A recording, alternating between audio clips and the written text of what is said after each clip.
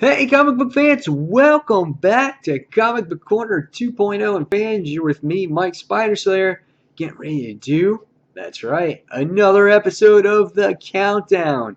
Today, not a huge week. We got a total of 11 comics altogether, all physical copies, no digital copies this week. So, with that being said, let's get started with the countdown. And we start off with number 11. That's right. Green Lantern issue number 30. Now, Green Lantern is like watching the grass grow these days. I am just not a fan of what's going on in this series. I just find the series uninteresting, quite boring. I understand that Vendetti's trying to put his own spin, his own take on Green Lantern. However, I don't like it, and that's just my personal opinion. Again, I've been spoiled um, with obviously Jeff Johns' run of Green Lantern, and this is just not the same. It doesn't hit me the same way. I don't get excited for it when I get when I get these issues. But I can't find myself to drop it because Green Lantern is such a favorite character of mine in the DC universe, so it's very, very hard. The artist in this issue is different. His name is Martin Coquello. I think that's how you say it.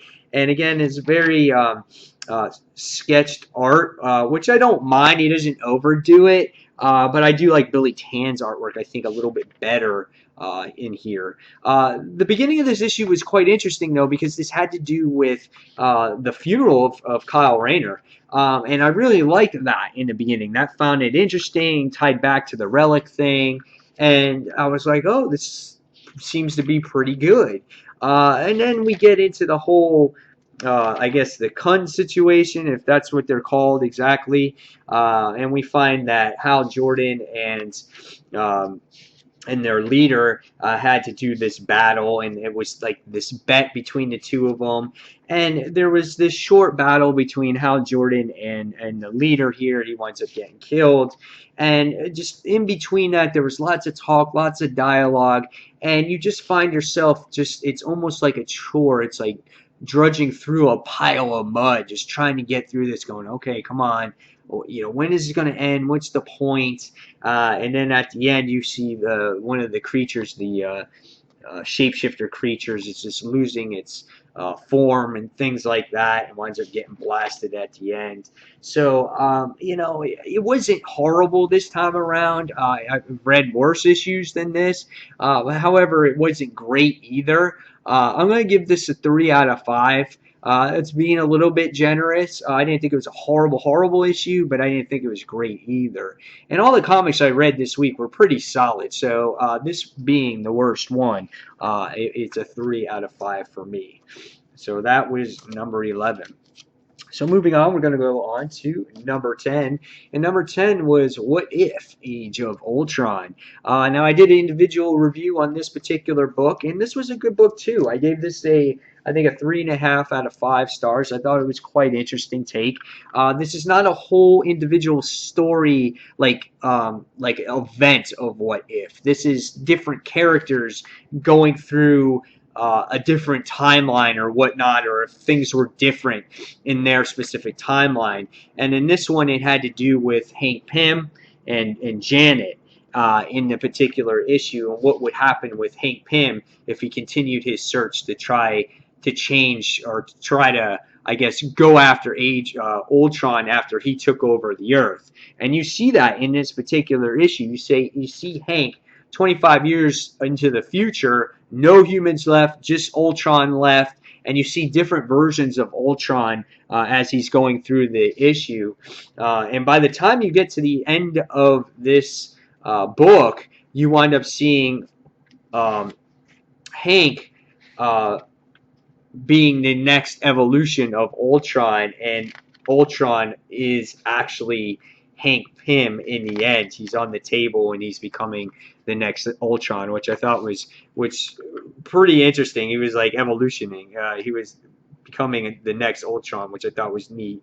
And to take to keep his sanity in the issue. he wound up writing these letters to Janet just because he's the only human left, and he's searching for Janet. He's searching for this resolve with Ultron on how to stop him, even though he feels that he can't. So, I like the story here. I thought it was good, and I think this is kind of a better way to do this type of event. Is to do main characters from that event and kind of go, okay, well, what if Hank Pym survived and Ultron took over? What would he do? The next one has to do with Iron Man. So if Iron Man survived the whole Ultron ordeal, what would happen through him? So that's how they're taking this event. So it's not a drawn out story with all the other characters. I don't know how you could do a whole what if with that. So I'm going to give it the Iron Man issue a try because that's what the next one has to do. And I gave this one a 3.5 out of 5 stars. I like Hank Pym in this issue, how he was just so determined to try to, find a conclusion and to try to stop Ultron and Janet and all those things like that. So again, 3.5 out of 5 stars from me. All right, so next we're going to go into number 9, and number 9 was Batman Detective Comics. Issue number 30. So now we have the new creative team on this. We got Menopole and Boccialetto on the particular book. Of course, they were the creative team from The Flash. So I think a lot of people were anticipating to see what this team can do. I think this is the team feeling out the series starting out, and I think it's going to get better as time goes along. Right away, when you actually open up this book, you recognize the artwork here. It's the coloring, the art style, everything about this particular issue is very recognizable and what you're used to seeing in The Flash. In this issue, you get to see references back to Damian, which was good to see. How Bruce Wayne, the story reminds him of Damian. You get to see a little bit of Batman in here fighting some, common thugs. And then the issue has to deal with Icarus, and then you get to see Bruce Wayne wheeling and dealing with the female here. I think her name was Elena, I think it was, or Elena, and trying to make this section of Gotham useful again instead of having crime there. So you're trying to build clinics and things for the homeless and things of that nature. So I really liked this issue and the story that I had to bring with Bruce Wayne. I thought maybe the story lacked a little action, would have wanted to see a little bit more Batman here, but it was a good issue, and by the time you get to the end of this book, you wind up seeing Elena wind up on flames, and who did this to her, I'm not sure, but it left you with a pretty solid cliffhanger, and I think as this book goes along, I think it will be much better and more exciting. You always can't jump into this whole ton of action. So give it time. I think it will be one of the better Batman books out there. And I give this one a 3.5 out of 5 stars. All right, so going forward, we move on to number 8. I'm pretty sure that's where we're at right now. So let me check it real quick just so I'm not off. Yep, number 8. And number 8 was Inhuman, issue number 1. Bam. The reason why I gave Inhuman the little bit of edge of Detective Comics was the fact being that this is more my taste of art style. I think the art here is done well. There's a little bit of sketchiness in this as well. However, when it comes to the facial expressions in this book, I really liked it. I love the way Medusa was drawn in here. Really accentuates her body structure. Same with the villain here. I think his name was Lash. I just love the way Black Bolt is drawn in here as well. Medusa's hair is all exaggerated. So I really love the art here, and that's what gave the edge and gave it that number 8 spot. The story introduced our character to our main character, which is Dante, which is the Inhuman here. He finds out that the Tarragon Mist actually invades his house and invades his mother or his grandmother that winds up passing away and invades him, and he winds up becoming this like Human Torch like Inhuman, which I thought was neat. And this is the way he looks here. So you can see that artwork in the issue here. So that's really nice. And then you have this bad guy his name is Lash, and he tries to destroy all the Inhumans. And then in the end, Medusa winds up, interfering to try to stop the villain here. And it looks like Dante and Medusa are going to wind up teaming together. And what they do, I'm not sure, but this was a good read. It got better as time goes along. If you haven't got this yet, don't get it, because it's going to be in Amazing Spider-Man issue 1 for free. So if you haven't read it, haven't bought it yet, wait till Amazing Spider-Man issue number 1. It will be incorporated with the issue at the $3.99 price tag, and you can read it for free. And I was kind of ticked off at that because I was on the fence about buying this, and now I could have gotten it for free. However, it was a great book to look at. Solid story. I give it a 3.5 out of 5. Okay. So moving on, we're going to go on to number 7. And number 7 is She-Hulk issue number 3. This was quite comical. There's something about She-Hulk that intrigues me, and I can't pinpoint it. I don't know if it's the humor. It's not the artwork. I can tell you that much. The artwork is weird. I would love to see a story that really details Jennifer Walters, kind of like the past issues. However, it fits the humor of the book, so I can understand why they do it. And this is a different spin on Jennifer Walters, not just fighting bad guys all the time. Adds a different type of personality to her character. And it's just a different dynamic on the story, I guess, to get it more in depth. Having her behind the desk as her lawyer self. She has her first client, which is Dr. Doom's son, and he's trying to get citizenship, I guess, within the United States.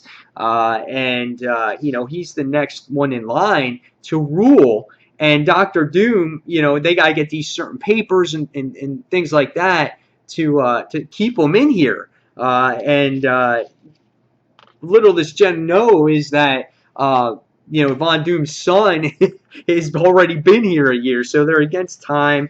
You see Doombots trying to stop them from trying to get him back home and things. So it's an interesting issue, interesting artwork, something different. They even threw in the Fantastic Car or Fantastic Four plane from when she was on the team. So all kinds of different style of humor and artwork here.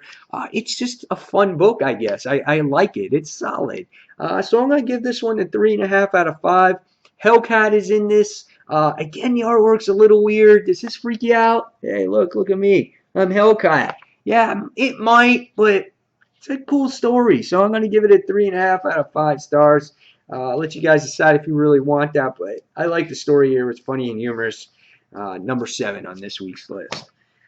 So next we have number 6, and number 6 was the New Warriors issue number 3. In this issue, you get to see the High Evolutionary. He actually captures Nova, and they go into a nice little story here that if you're not familiar with the Celestials on their plan of humankind.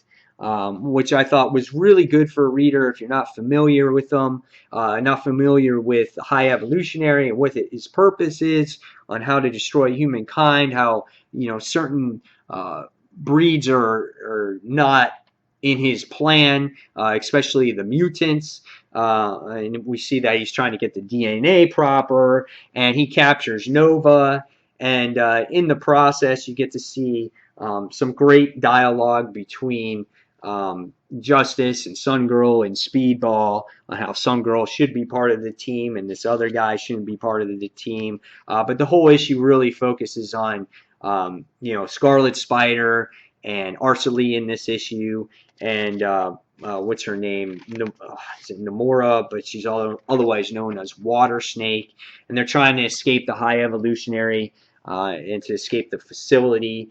There's some crazy humor here between, or not humor, but dialogue between Kane. He's so angry. He's so pissed off. He treats Nova like a piece of shit in a particular issue, and they try to escape with all, against all the creatures. It was fun. It was interesting. I like seeing that Nova's in the issue. He's drawn pretty similar to his series by Paco Mandino, which I like, and his humor's there as well. So I can't wait to see what this has to do about, where this goes. I really like the dialogue here because Nova actually thinks that Kane is Spider-Man, just with a different suit. Kane's constantly saying, "I'm not Spider-Man, I'm not Spider-Man, I'm not Spider-Man," which is kind of funny. But this was a good issue too. Not as good maybe as the first or second issue, I thought, but still fun, action-packed, had Nova in there. So I'm going to give it a 3.5 as well. So with that being said, we're going to move on, and we're moving on to our top 5. And number 5 was Grim Fairy Tales, issue number 6. Here you have Sayla Mathers. Looks like she's being killed by her supposed worst enemy here, which is, I can never remember the girl's name. Baba Yaga is her name. This female right here. Yes. But the villain, his name is Koshi. He was posing as a good guy, but he really is a bad guy, if you're familiar with this series. For Sayla Mathers to go after Baba Yaga. And they're trying to get possession of this man right here, Helios. The man is supposedly the strongest being in the realm. And what happens here is he wind up pitting Sayla and Baba against each other, and they wind up doing battle. But we want to find out that these two wind up working together. They find out that this man, Soshi, is evil, and his name is like Soshi the Deathless or something, or Koshi the Deathless. The man is basically immortal. He has his essence in a jar. If you destroy it, he winds up dying, but he's been alive for hundreds and hundreds of years. And we see that he winds up failing, getting them to kill each other, and getting this Helios guy. We get introduction, or another reintroduction of this female by the name of Gina. She has like these flame powers. She goes against the Winter Witch. So they're trying to get in possession of her, which is key because I guess it's Helios' sister, which was neat. And, this book has great artwork, this nice 2-page spread in here. If you're a Grim Fairy Tales fan, you're really going to love the artwork. You're going to love the story that this book provides. And in the next issue, you get an introduction to a new character. Now, the Grim Fairy Tales is all about fairy tales, our childhood, stories and things of that nature. And the new character in the next story is going to be about the Tooth Fairy. Dude, look at that. That is crazy. So the Tooth Fairy is going to be thrown into this. And what's her involvement with the Dark Queen? I don't know. But this Gina winds up getting captured in this issue. Reminds me of Star Wars, how Han Solo gets captured in Carbonite. But and now this Helio guy, I guess, might have to surrender himself to get his sister free. So great stuff here. I really enjoyed the issue. I'm going to give it a 4 stars. Fun read. Definitely very interesting to see how things are going to unfold in the Grim Fairy Tale universe. All right, so we're going on. We're going to go on to number 4. And this was a really good issue. And this was Ultimate Comics Spider-Man. Yes, the 200th issue. I give this book a 4 out of 5 stars. Not perfect for me. Even though it was a very solid issue, I really enjoyed it. This was just a remembrance of really the 2-year anniversary, I think, of Peter Parker's death.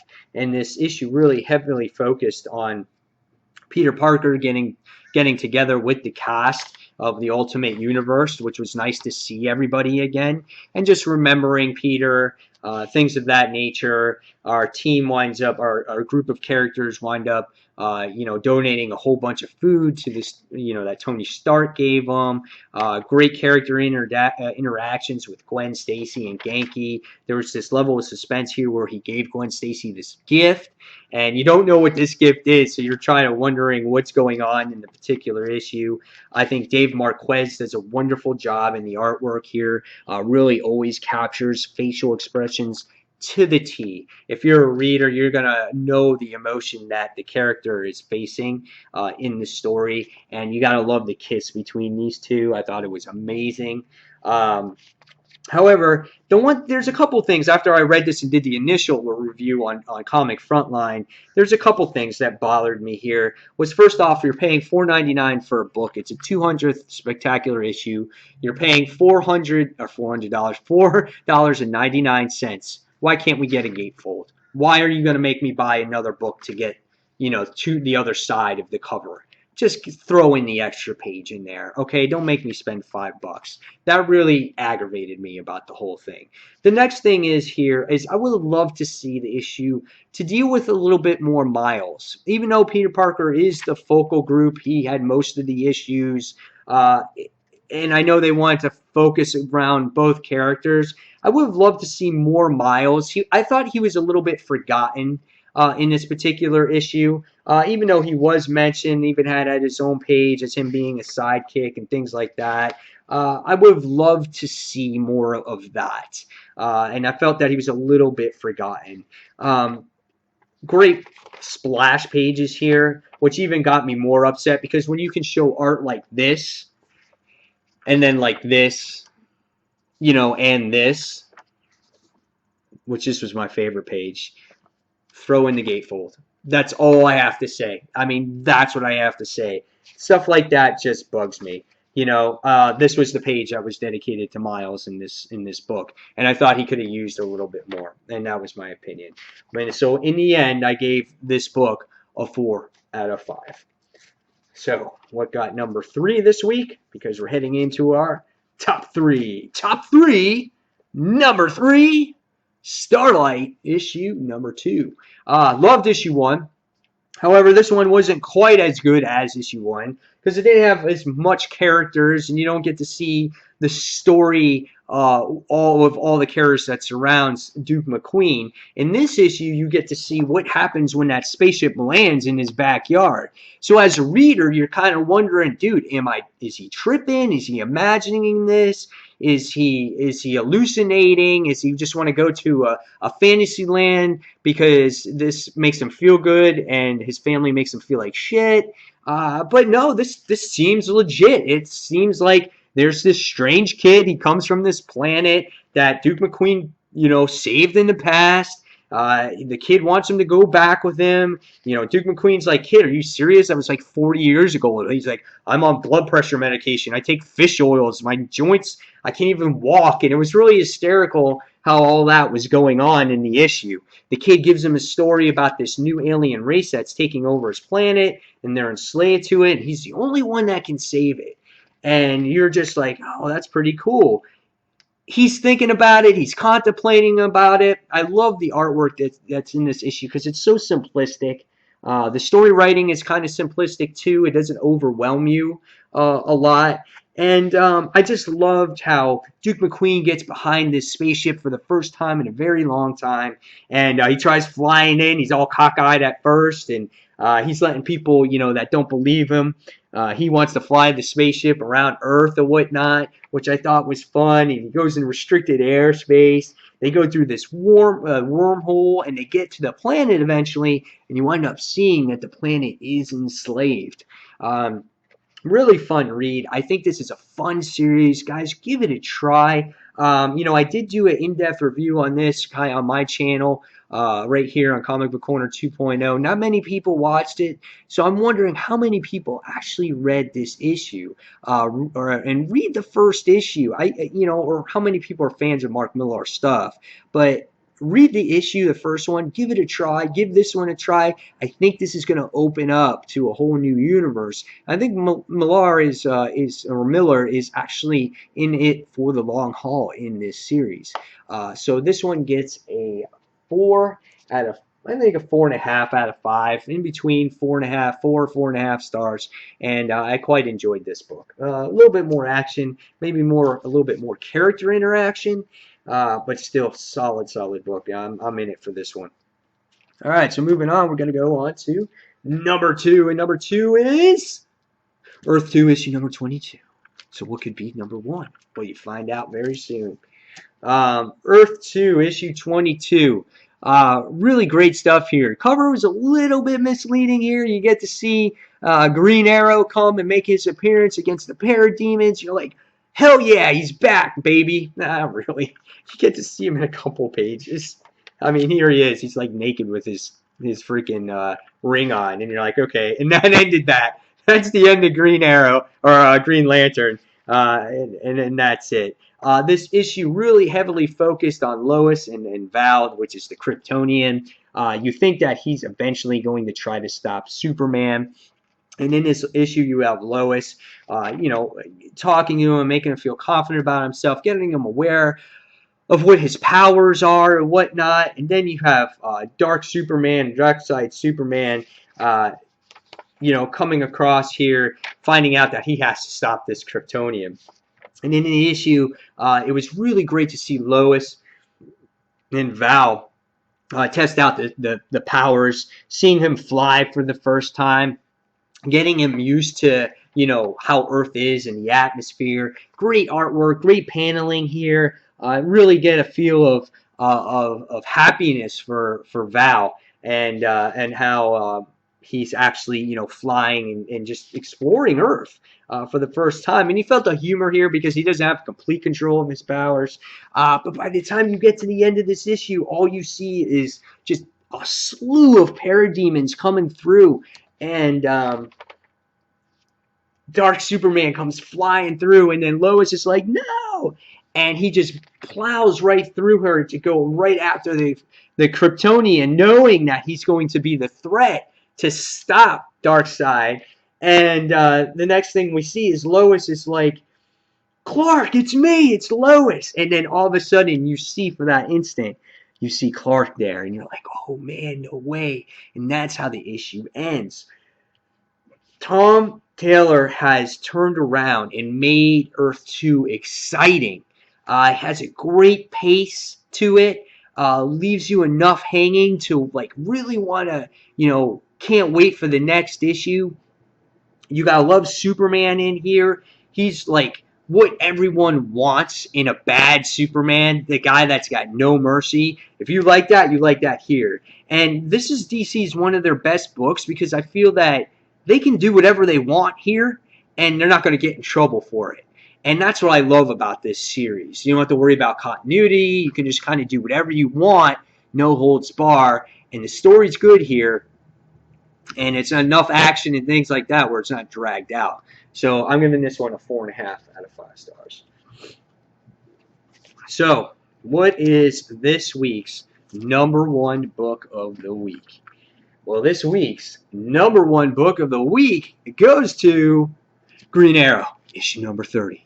Congratulations, Green Arrow. You get the best pick of the week. This is The Outsiders War, Book 5, otherwise known as Family. In this issue, you get to see Ollie just sitting there talking about his dad, how he's talking about Shadow, and then next thing you see is there they are. And he's kind of like, what the hell, dude? Why are you guys here? How did you guys get here? Ollie McQueen just sits there and is talking about his dad, how you're dead to me. And, his father's just like, I'm your father. Face it. I'm here and I'm alive. And then the book just explodes with Komodo in charge.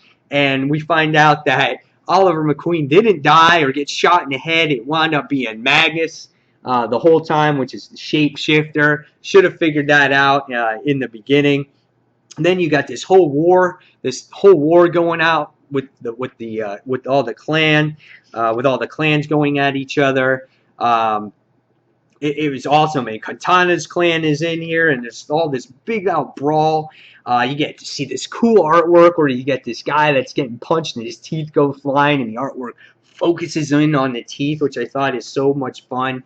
We get to see Count Vertigo released from prison, which is another aspect. You get to see Komodo and Shadow facing off each other with the arrow. Having the arrows, like a duel. All the battle for Amiko, which is the half sister of Ali. So that's what this whole fight is over. And in the issue, we wind up seeing that there is a face-off again between these two. And once Komodo shoots his arrow, you get to see Ollie's father wind up go right in the way. And for the second issue in a row, you see a death or a supposed death, and boom, a shot right in the heart. And Ollie's dad from Komodo, and he's protecting Amiko, which is his daughter. So you're like, wow, that is crazy. So if there's a heroic thing that happened here, for Ollie's dad, he did it right here in this particular issue. I love the action. I love the pacing. I love the artwork. I loved how Ollie's dad, again, did the heroic thing. I love the face-off, the suspense that this issue provided. I thought this was fun. I thought this series, The Outsider War, might be a little bit under the radar, and I think that if you're a Green Arrow fan, you might really appreciate this. And again, guys, look at this book just over a year ago, where this was and where this issue or where this series stands now. It's like night and day. And I know this is maybe my second #1 of the year for Green Arrow. I really enjoyed this particular issue, and I'm giving it a 5 out of 5. So guys, there you have it. There is the countdown for the week. As usual, you've seen the worst, you've seen the best. And guys, leave me your comments below what your favorite comic of the week was, what that worst comic book of the week was. And guys, as always, thank you for watching Comic Book Corner 2.0. And until the next comic book review, this is Mike Spiderslayer signing off. Thanks for watching, everyone.